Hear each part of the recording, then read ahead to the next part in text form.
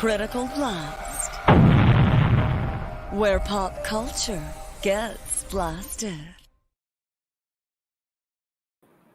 And good evening, everybody. I am RJ Carter, Senior Managing Editor here at criticalblast.com, where pop culture gets blasted. Tonight, we are delving once more into the realm of crowdfunded comics. And if I'm a little flustered and a little out of breath, it's because I've been sitting on an idea, and I've been talking it out with some people, and we're going to be doing something in this crowdfunding arena. Finally, we've been talking about crowdfunding and talking about comic books. Seems like forever and a day. It's only been about a year, and apparently it's only been 2,500 hours worth of watch time. That's our thermometer. We're still climbing to 4,000, so we can have the honorarium of being monetized by YouTube. Because that extra $1.50 a month is going to come in handy sometimes. And we appreciate everything that you've been doing to help us get up there. And hopefully you will continue to stick with us as we do this. Tonight we are talking with Hex Allen about his comic book, Nephilim Squadron. Hex, how you doing tonight? Oh, good, RJ. How are you? Man, you know what? Someone's going to have to tie me down or I'm going to float away. What's going on? I'm just you feeling elated? I can't talk about what's going on yet. I can't, but there'll be an announcement sometime soon here. I've got to nail down a few more things. I don't know what I've got to nail down, but I've got to make sure that there's nothing more that needs to be nailed down, I guess, because everything else looks like it's in place and ready to fly. Wow! Can't wait to hear about this. This is gonna be fun. Sounds big. It's going to be big. It's going to be another arm of the Critical Blast brand. We've got criticalblast.com, where we do all the reviews and publish the articles and interviews. We've got Critical Blast YouTube channel. We've got a Critical Blast Instagram that we do nothing with. But we've got it. Yeah, that's for the intern. Yeah. We've even got a Critical Blast Pinterest. I thought we had a Critical Blast Twitch TV, but no, somebody else has taken that. So I should have grabbed it when I grabbed all the other social media brands. That's how you do it. When you're going to do a website, you're like, okay, find out what's available all across the spectrum and nail them down and then put your website up. But we missed that one. So I wasn't thinking of Twitch, but we got the YouTube. And then we went into Critical Blast Publishing. We started putting books out. Oh yeah. Paying authors. Yes, we pay authors when we publish books. So that's a unique concept in the world of publishing. So I hear. Who would have thunk it? It's a pretty terrific concept, if you ask me. Yeah. Paid for brain work. Yeah. So what's going on with you, man? Oh well, I've got a campaign that's closing up pretty soon. Nephilim Squadron. It was formerly known as the Art of Shield Net Sword. I remember. But I got some wise advice to focus on the comic, and I changed it around a bit. I'm still in the process of rearranging the important stuff on the page. It looks like refocusing it has gotten a little green bar a lot further away from the left side and a lot closer to the right. Oh, it worked. It worked all right. So yeah. I'm going to blow the screen up here on my side a little bit. I'm glad you shared it because, like I said, I just came out of a business meeting. I forgot to get the share going here. $740 US raised. This thing's only $160 away from being finished. That's right. Yeah. With 32 hours. 32 hours left. This is okay. There's gonna be a push. Yeah.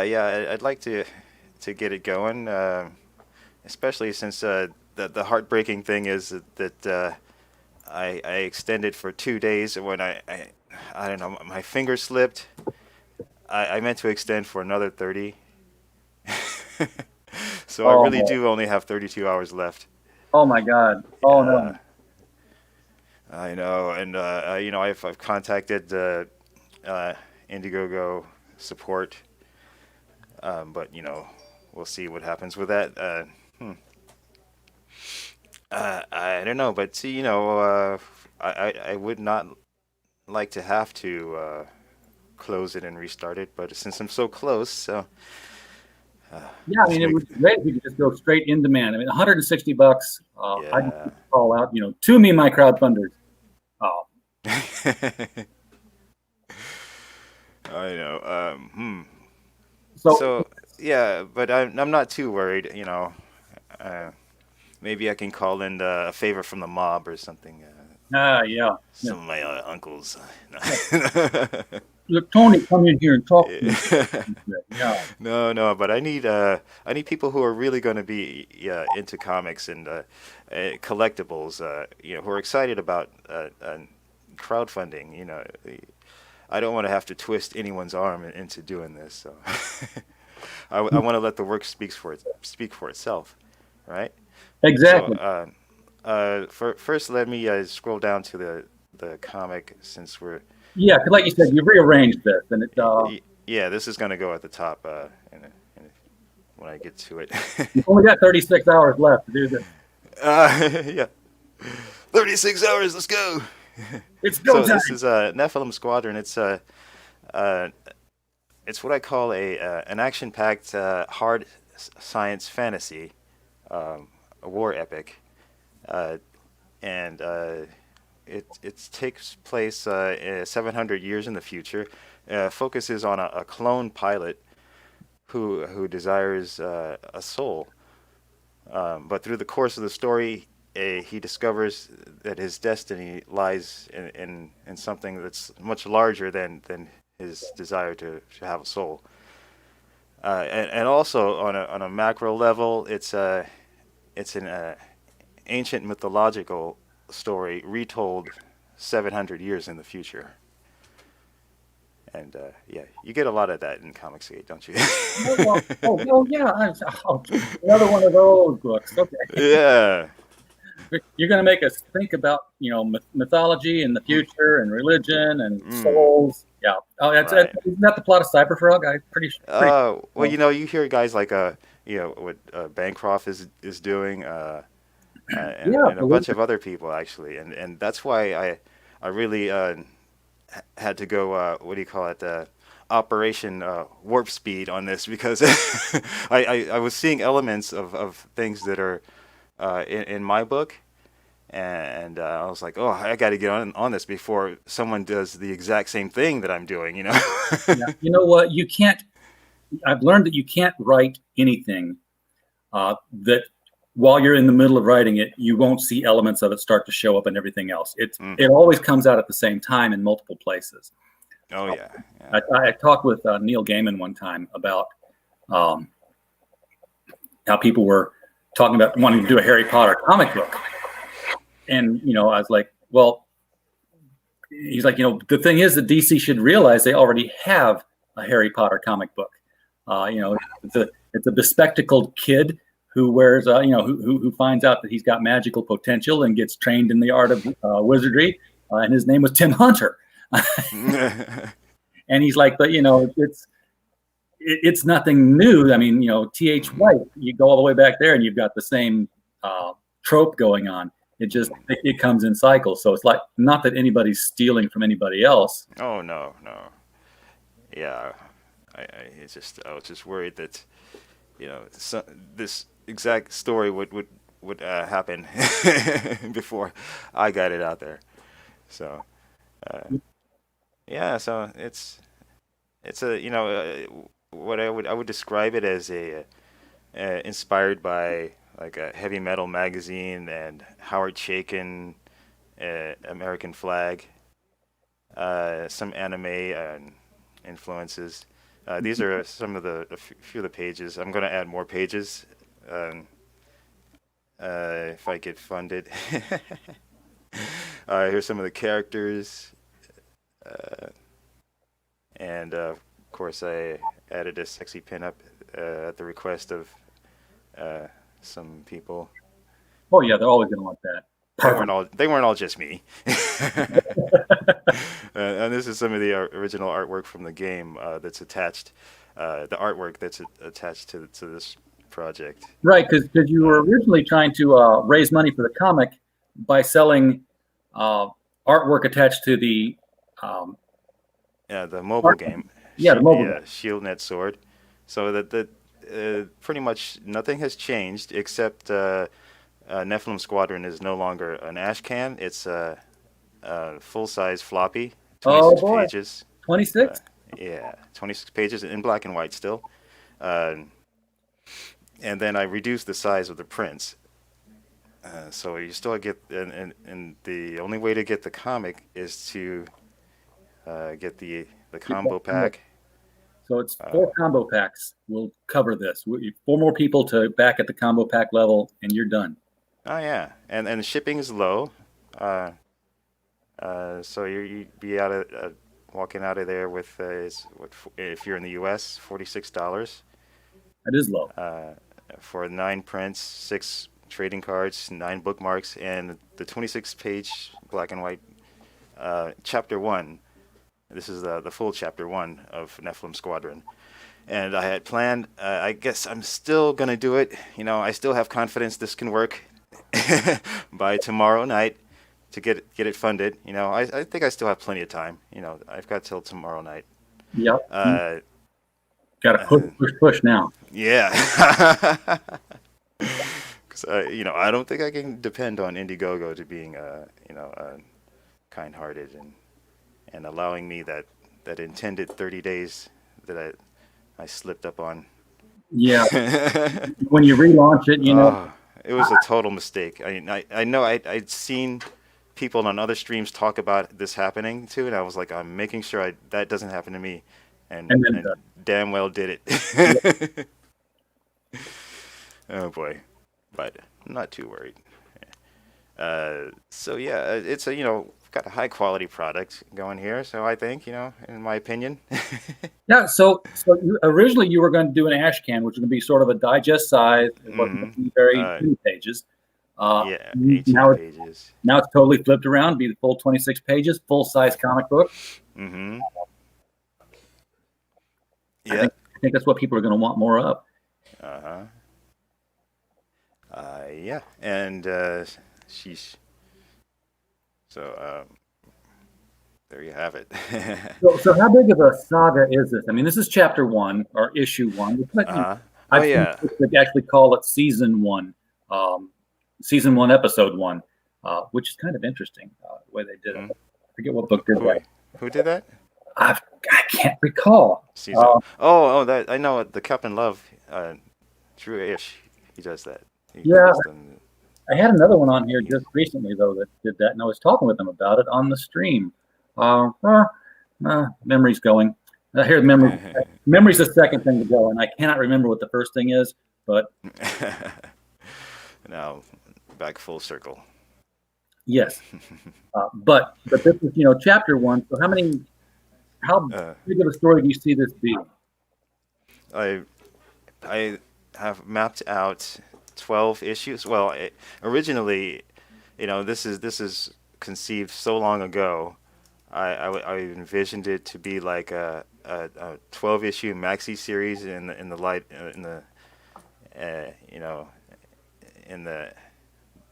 of like Secret Wars or Crisis on Infinite Earth. 12-issue floppies. So, but in this case, it's going to be, volume 1 is going to be 3 chapters. So, 4 volumes in total. Okay, so the next time that we see a book here, we're actually going to see probably more like a 65-page book that'll have this in it, and then chapters 2 and 3. Yeah, in color. In color. That's the plan. So this is actually a full-sized issue sneak peek to an ongoing 12-issue series. A 4-book series. Yeah, it's gonna be a complete ended, complete story with an ending. That's very cool. It's got a lot of. I really don't have any plans for the characters after this. some slight notions, but nothing solid. But Sometimes the best thing you can do with a story is end it. wrap it up, especially after having been world building it for 30 years Yeah. and working on and off for that amount of time. The worst thing that people have done with great universes where a story's been told and finished is try to revisit it and tell more stories in it sometimes. Yep. Yeah, I'm ready to collaborate with other people. Yeah. I saw the the notice today that there's a sequel out to Ready Player One called Ready Player Two, and I'm like, oh no, please! I love Ready Player One, but I don't want to do this. God. It all depends on what he's doing. I don't know what the book is about. It could be something like, do you ever read Orson Scott Card? No, I haven't.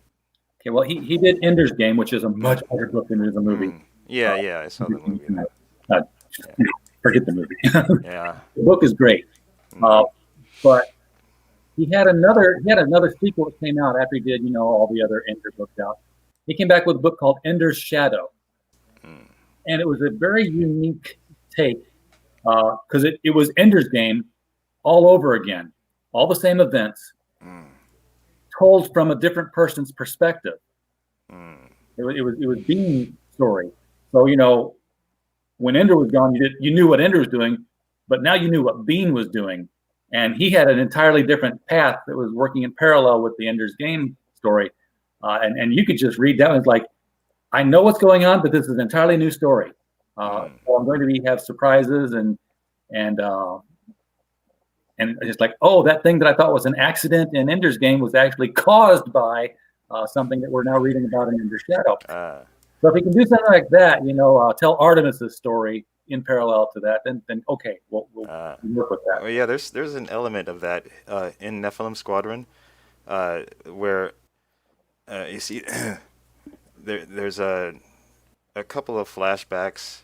There won't be long flashbacks, but they are told from two different perspectives, and one is the unreliable narrator. So it's going to be interesting that way. You got a very kind of a Macross look to the art style here.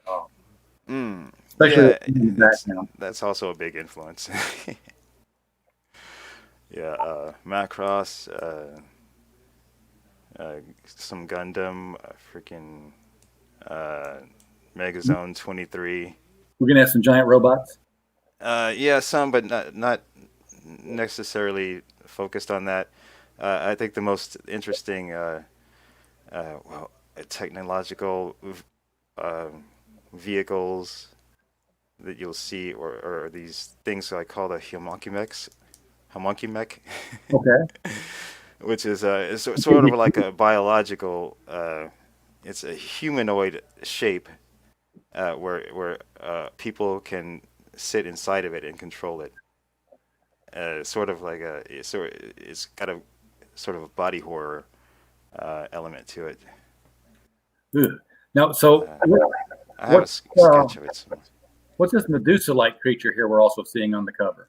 Oh, that is the leader of the alien native race on this planet where the story takes place. She's called Keta Gen, and the native race is what they're called the El Savali, which is a name that they didn't give themselves. The humans called them that because that's the region where they came from. Discovered in the past by humans who awakened these creatures who were not sentient at the time. This was generations before, when the humans on this planet were colonists, and at this point they've established a civilization. Several generations after that, and throughout the course of that history, they've been fighting with this fast evolving race that started out as like sort of plant-like creatures to evolve into humanoid-ish creatures, with weapons, and so They're evolving in response to everything that we do to them. something like that. But it goes, the secret of how that happened. Well, You find out at the end. yeah, that's the nut of the book. You don't want to give that away. Yeah. Don't pull the curtain back on the story. So for everybody catching up, this started off as a campaign to fund a comic book by selling prints in support of a game. Hex has revamped the entire campaign to put the book first because that is what people look for is the comic books. What we've got now is Nephilim Squadron #1 preview, 26 pages in black and white. When this book fully prints, it will be issues 1, 2, and 3 in a 80-page or so-ish, 60-page or so-ish book. Yeah, we'll see. I might have to do some chopping and cutting. Who knows? But and these pages, I need to do some cleanup on a lot of these pages. Yeah, because nothing makes the word sound effects is a clear. That's obviously a placeholder. I'd love to see that in a comic book. Just something blow up and it says sound effects. That would be. This happened because I hadn't planned on really focusing on the comic just yet. Maybe not until like February. So so there's some pages that I need to clean up and scan scan and clean up. The only way to get the comic book is to get the $40 multi-pack, the featured tier, which gets you all the prints, all the cards for the characters that make up your mobile game. That's right. And it's a preview copy. It's a full issue, but it's black and white. We would love to sell 4 of these things tonight because he's got 36 hours to make $160 and go to goal. Moderate goal on this was $900. I don't know. If you have to relaunch, you're going to go 900 again, or you're going to go with like the 500 and just instantly fulfill, and then be up on the front page. Yeah, I probably should do that. Yeah. Yeah, especially because if you just tell everybody on the list says, "Hey, I've got to relaunch it," what was I saying? It's we screwed up on the 60-day extension, so we had to relaunch. You're going to get your refund. Please go back and reback it. And you set it for a $500 tier, you'll instantly be 200% ahead, which will put you on the Indiegogo front page for hot trending books because their algorithm works off the percentage funded. And you'll get a lot more eyeballs put on the book that way because people say, "Oh, look, people are interested in this." Yeah. Oh, yeah. I know. I've been hearing different things, so yeah, about the low goal. Yeah, the low goal is it's okay if you're going to get what you really need. I usually see the low goal from people who are like yourself. They're the writer and the artist, so that they didn't have to pay an artist in advance and go into a deep hole of debt and then pray to God.